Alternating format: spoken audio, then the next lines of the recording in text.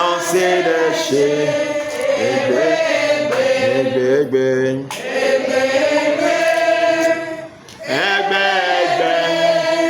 Jésus lancer des chiens. Louons l'Éternel car il est bon. Donc, deuxième partie. On va dire au niveau, alors venant Christ au niveau de bon. Et il y a aussi il y a de Dieu sous ton diron. Mais dès que tu as dit c'est vrai, tu as rien. Et tu bien il y a plus sur dit donc. Alors l'autre nous sacré d'accord les reptiles, d'accord sataniques. Quand ils vont démarrer pour venir chez toi, pour venir t'attaquer là, que la pierre qui a été roulée sur la tombe de Jésus-Christ les anéantisse. Jéhovah, Jésus-Christ Saint-Michel, venez nous sacrer et bâton, la diapote et la tombe de Baba. Au service de Christ, et à l'ibli qu'on dit, et à l'ibli qu'on dit, et à l'ibli qu'on dit, qu'on y qu'on dit, au nom brisé les dit, Baba brisé les dit, Jéhovah brisé les dit, au nom puissant de Jésus-Christ. Amen.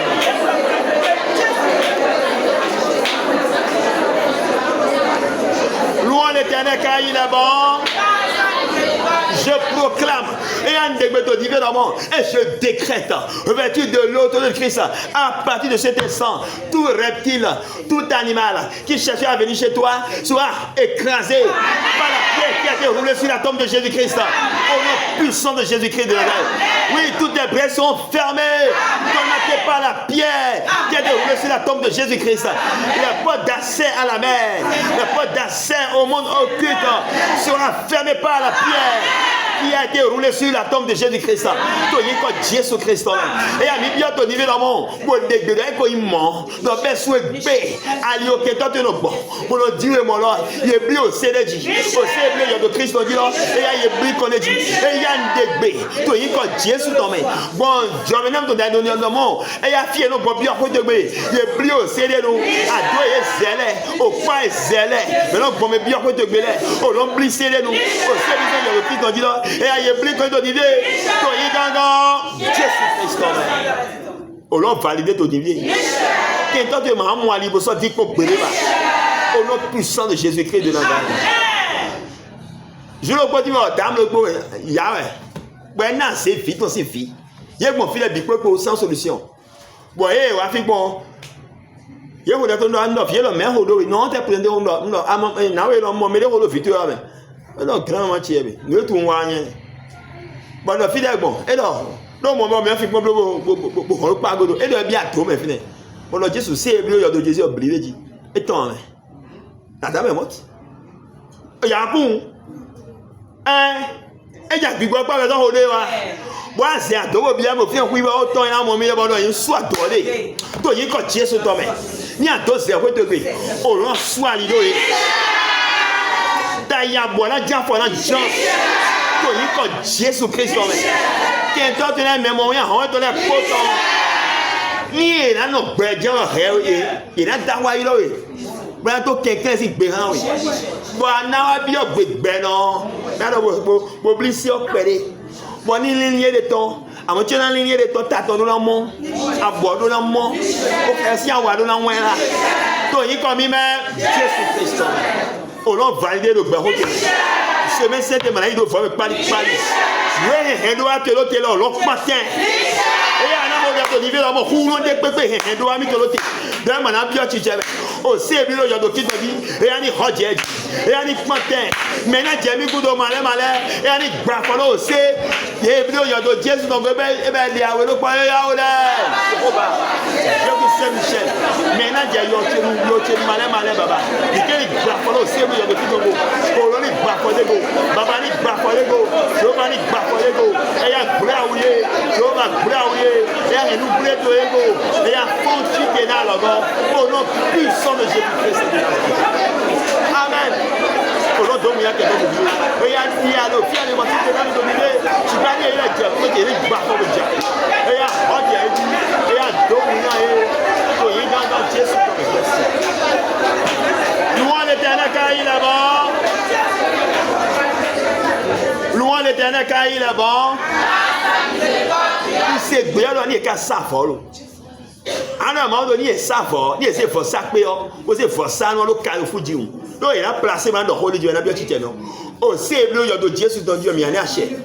Et donc, même il blague, il m'a dit, et là, mi bla baga fi bon ho wewe to dali bon ma on est atie mi ana ma do wele pepe me de sa fo bon nko to ejan yo Ange Michel we o tun sa fo e no ni a forma hier et là planter au polo força non po tu es d'accord avec moi e glo pété o ni ejan ho bo jan fete o si on a ho je força non di bona dia foto di be la to fe ka ina ho bon me le ye ma mo we he lo ti awon Amon et dans Boedo, et dans Frère du Haïba, à qui tu tout dada, tu es comme il met Dieu sous ton main. Donc tu vas demander maintenant, tu vas prier, tu vas demander maintenant à l'Éternel des armées de rouler la pierre qui a été roulée sur la tombe de Jésus-Christ, sur toutes les cérémonies sataniques qui ont été exécutées en ton nom pour détruire ta vie. Que la pierre les réduise à néant.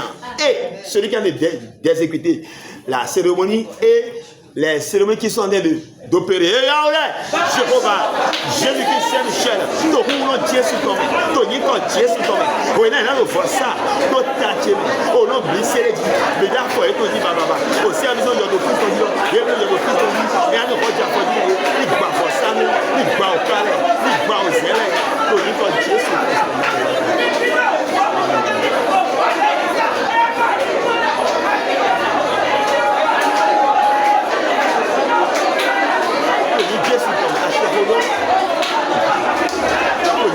sur ton main.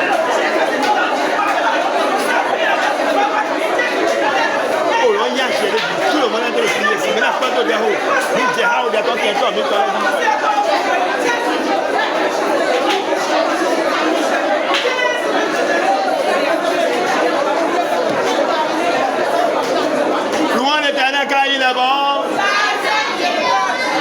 Baye kicha, okuno baye kicha. Baye kicha, okuno baye kicha. Kento bezan cheto ya se bedaga. Baye kicha. Baye kicha, okuno baye kicha. Baye kicha, okuno baye kicha. Kento bezan cheto. Baye olonto ni baye kicha. Okuno liye kloklo. To yi Jésus dans main. Liye kloklo. Okuno liye kloklo. To yi ko Jésus dans main. Bezan cheto. Awendo yemanavo. Oh yeah. Cheto eno yemanavo. Oh ibio emego. Awendo. Oh yeah. Oh ibio emego.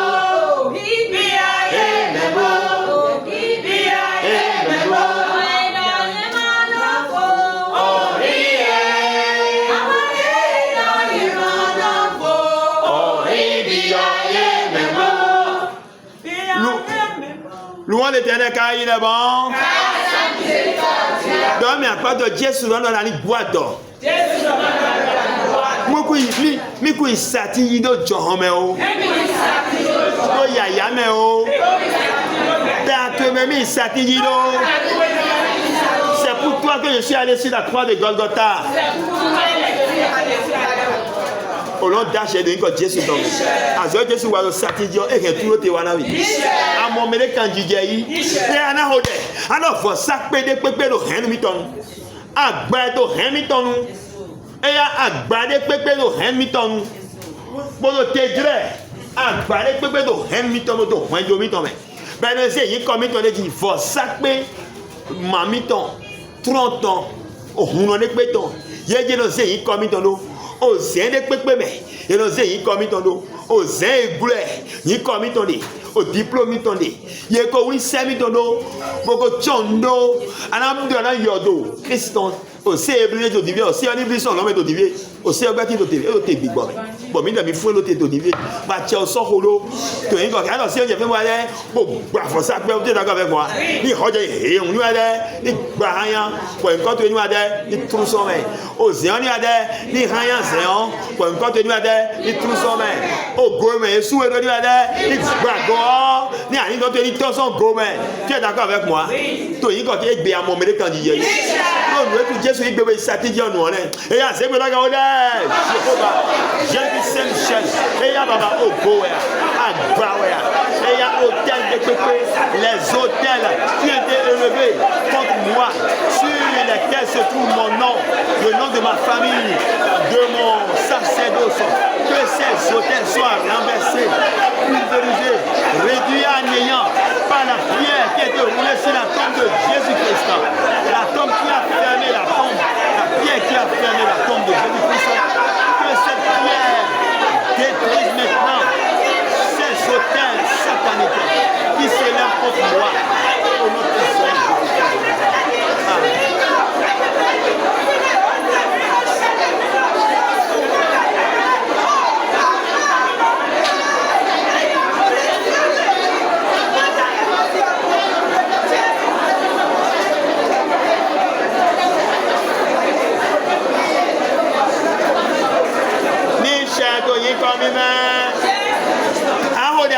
Tout hôtel qui s'oppose à l'accomplissement glorieux de ma destinée.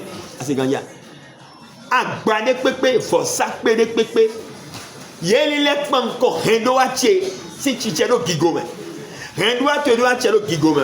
D'accord? Força pe yeli le panko. Oh hendo si força pe. Agunsi força pe.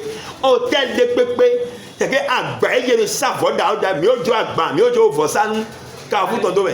Dieu agbada da hole hole vodou ho be da hole atingbo da hole mi o fi di mo e o mri ko la mi verba e de su agbada pẹ̀lú ṣe nǹkan tó ilé ìgbìmọ̀ sọ àṣọ ẹ̀ àná àgbáyé pépé yẹn sọ àṣọ lóyìn kọ́ mi lẹ́tọ̀ sí tàbẹ̀ bọ̀ mi lẹ́ máa wú àtàràgbé mi lẹ́tọ̀ tán gú ẹ̀ náà yín ẹ̀ẹ́dú wa mi tó máa ń bí ọtí jẹ bẹ̀ anáyí náà ṣé ebi ló yọ tó jésù tó tòjú lọ́wọ́ yá lẹ́ ní gbàgbọ́ sápè mọ́kọ́tọ̀ ẹ̀ yá ó lẹ́ ṣòkòbá ẹ̀ẹ́dú sẹ́ńṣẹ́ àgbáyé pépé yẹ kó dú àyí bàbàbà yóò gbẹ kó tsejú yóò gbẹ sẹ́ tsejú yóò tó àdìgbò kàsí náà gbẹ kó tse ó lọ́ baba gbẹ hanya eya yẹn náà kọ ẹni wá ti wọn ẹni agbẹ náà ti máa bí ọtí jẹ ònà ìgbẹ eya gbẹ hanya ònà gidi eya dọ́wọ́ yẹn tóbi lé èyí gángan jésù kan ààbò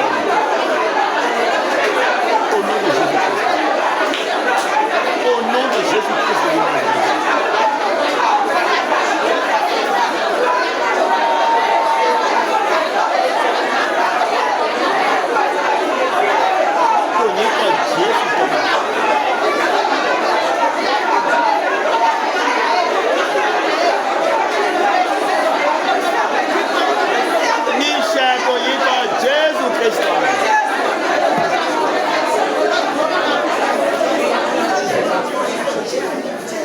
Louons l'Éternel car il est bon. Et à Djengo na o dre, alors yo do eku lo tena mi le. Akoti e ko lo tena wi. Ye so lo tena wi. Ye ko so lo tena wi. Ye ko te jijire me le mo to mo jira que tu es ton we. Ana o de to di be do mo. O se o yo do Jésus to di o. E ya na ko ki kan lo mo lo mi agba yo do le mi mi to yo do mi to le me d'accord mi an fle mi do. An bi o lo to di be ya ni bre o se to di be de o gba yo do mo ko to yin han yan. Yo do le me to yi. Amana biame yodo amanadu paka 2027 alors yodo ni ade ebi gbe po se o ko je d'accord avec moi alors kaime kai ko ni ade enu fufu kayo o si oni li plo atako gbe bo apoti e ko solo te ni ade enu gba apoti on ya o de Jéhovah Jésus sait que les tombeaux au nom puissant de Jésus-Christ qui ont été élevés contre moi qui m'empêchent de fêter Pâques 2027 que ces tombeaux soient brisés que les cercueils soient brisés au nom puissant de Jésus-Christ.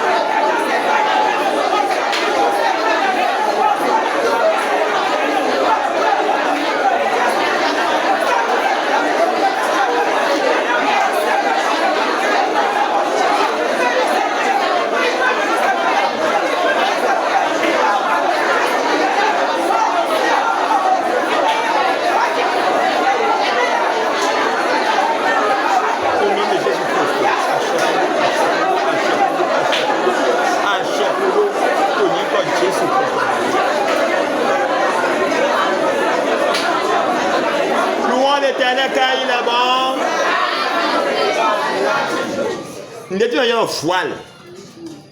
Oui, non, oui, Jésus de ça dit rideau d'arrêt l'hôtel, l'hôtel était couvert de rideaux, partagé. D'accord, le lieu saint, très saint, on empêchait le peuple de voir le lieu très saint.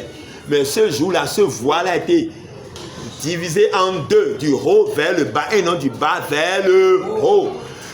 La semence prophétique de ce jour est tirée du livre du prophète Ésaïe. Le livre du prophète Ésaïe, en son chapitre 25, ouvrez-moi ça, dans toutes les langues, verset 7. On va se l'approprier maintenant pour terminer notre homélie de cet instant précis. Ésaïe 27, Ésaïe 25, verset 7. Prophétie de ce jour, en conformité alliée avec la prophétie du mois d'avril. On y va? B. Hein? Ésaïe 25, verset 7. Et sur cette montagne,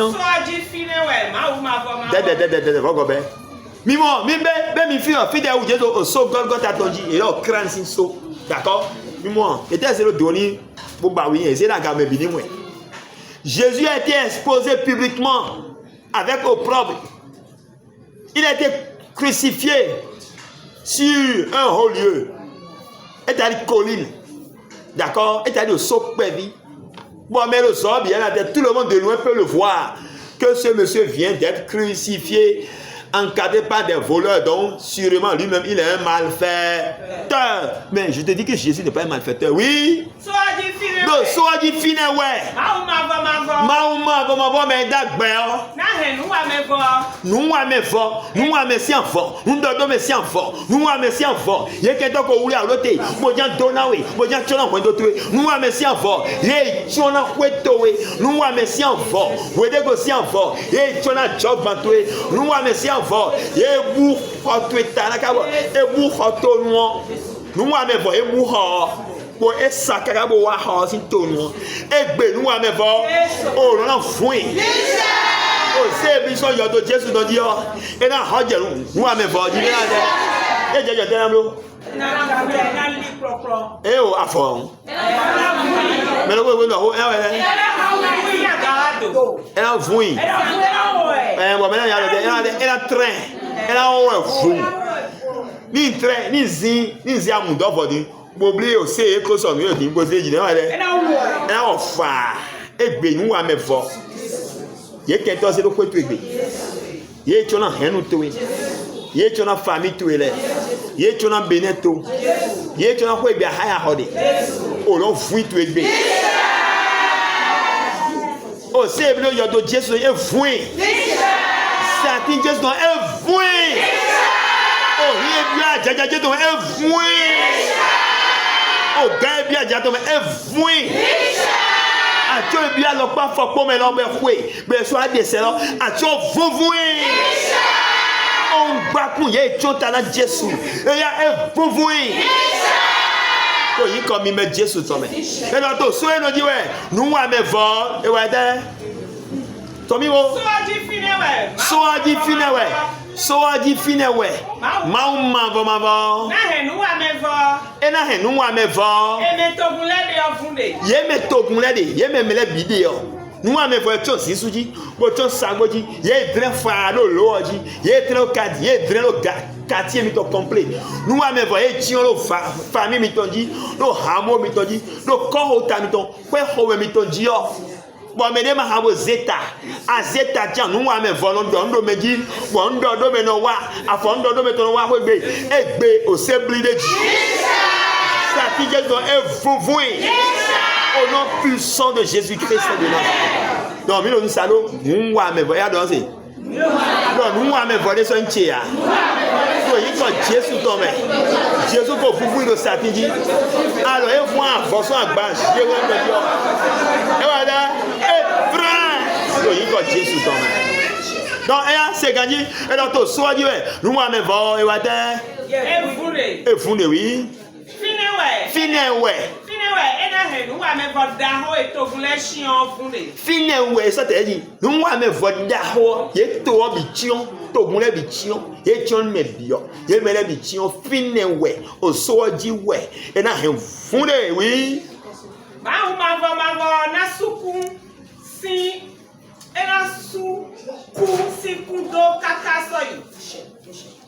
Oh, merci, ça va, verset 8, 7, en français, rapidement.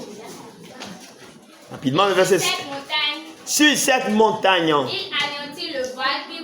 il anéantit le voile qui voile tous les peuples au nom puissant de Jésus-Christ de Nazareth.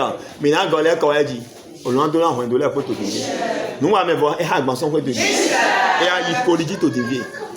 Alors, venons, Jéhovah. Si vous avez un pas les temps, donc nous, on va voir des pépés. Il y a quelqu'un qui a osé vous tuer dans le dos de toi.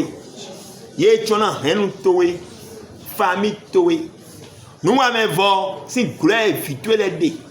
Il y a une école fitué ton. Le voile qui couvre les nations. Ce voile qui est sur l'école de ton enfant. Qui a été dressé sur ton entreprise, dans ton marché. Le marché dans lequel tu vends. Ce marché est couvert de voile. Ce voile sera déchiré aujourd'hui. Au nom puissant de Jésus-Christ de Nazareth. Nous avons au nom vous la couverture qui couvre toutes les nations est déchirée, déchiquetée.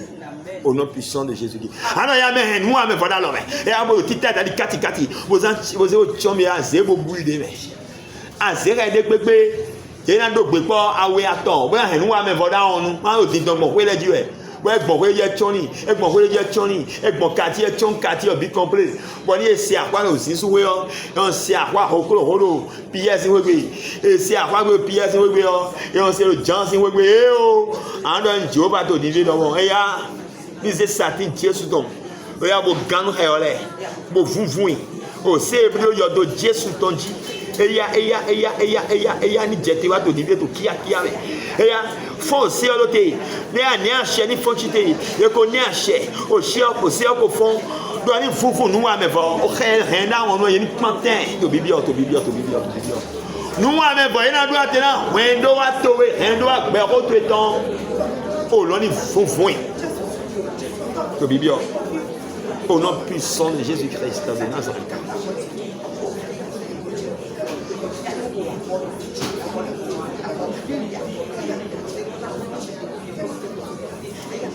Ni chetoni quand Jésus-Christ en Jéhovah, Jésus-Christ, Holy Michael, Tony quand Jésus tombe. Nous avons volé pépé. Il y a toi que tu as un dollar, il y a tu as un dollar, besoin de ton lait. On a vu ces patates. Ni yodo ma pe gobo doit te hendo a Jésus ton. A que tito Satan ton pe gobo doit te hendo a mi ton leblo. Il y a des Joseph Arimathée ton. Mais wana logo Jésus ton do. Jésus si chiodo. Bona ye Jésus si chiodo. Popo yodo dagbe palo sebe. Boze dodo yodo ton titi me boze dodo. Ye ko ko lo tene de titi do. Na hendo ton do. Baba to egbe do yi ko Jésus ton mais. Maintenant après on sacrifier. Non est ton tami ton Jésus dépe mi do. Et maintenant sacrifier intérêt ton na mi ni mo nga mo pa susu na ko Jésus de na mi do dire ni ton mais le ko ni mo do ha meto ton ni me peto gangan ton ni mo autorité ton ni mo alogola meto ton mama régime yoyo ye na wa to ni ko Jésus to me baba do bene régime yoyo ye na wa maintenant il na assez mais on a validé maintenant du grand baba et a de na mi tali Joseph Arimathée baba. Dikeni Joseph Arimathée Beneton baba. Dikeni Joseph Arimathée Tché baba. De Joseph Arimathée miton temele nami. Joseph Arimathée wenda beni laton. Benen parrain. Et une marraine au nom de la ville. Et il y a des auditeurs qui l'aiment. Et il y a des spectateurs qui l'aiment. Et il y a des gens qui l'aiment. Au nom de la mise Olivier, on a le gars où on a béni la tombe. Aliké posons pour béni bleu. Tu donnes na béton les pots. Tu as balai. Tu as potiné. Tu as dolé. Tu as copunoté. Tu as dolé l'auté. Fais pas l'air. Nous t'aimons y'en a quand l'air. Au long bleu au CDJ. yóò ṣe léjì yóò ṣe yọ̀dọ̀ jésù tó tó léjì mo wà náà lọ́gọ́ mi tán náà hẹ́n ló wà mí tán gan bí ọtí jẹ́ mẹ́ dàgbédàgbé tó ayé gbàgbọ́ tó jí tó yín kọ jésù tán ìbí ọjọ́ mọ jésù kristo wọ̀nyí náà tọ́ jehova tán tó gbọ́ wọn bí gbọ́ owó tán àṣẹ kan lórí ilẹ̀ pọ́jì tó yín kọ jésù kristo mẹ́ níṣẹ́ tó yín kọ jésù kristo shalom.